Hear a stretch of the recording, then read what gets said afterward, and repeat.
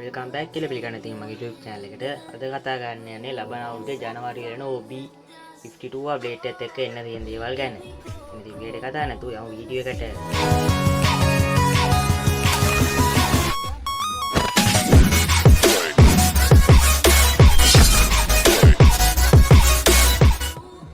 ලබන අවුරුද්දේ ජනවාරි දැන් මේ වගේ තමයි login screen එක බලා ගන්න පුළුවන් ඉන්නේ.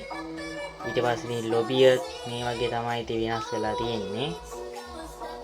ඊට පස්සේ ගේම් එකේ ඇප් අයිකන් එක විදියට ඉතින් මේක තමයි ඉතින් වෙනස් වෙන්නේ.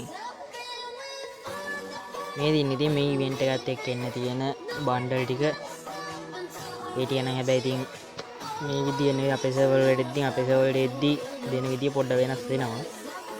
ඊට මෙන්න මේ බන්ඩල් ටික තමයි බන්ඩල් ටිකයි ගන් ස්කින් ඉමෝට් ඒ ටික තමයි දෙන්නේ.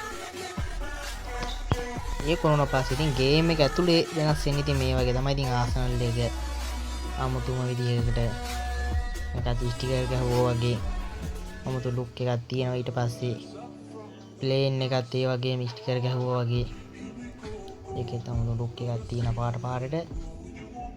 ඊට පස්සේ ඉතින් ෂොප් එක ඒකත් ඒ වගේ වෙනස් වෙනවා. අනිත් ඉතින් guys ඉතින් ඔය වගේ තමයි ඉතින් ලබන අවුරුද්ද ජනවාරි වල ජුලුස් ඉවෙන්ට් එකත් එක්ක ඉතින් ඔක්කොම වෙනස් වෙන්නේ.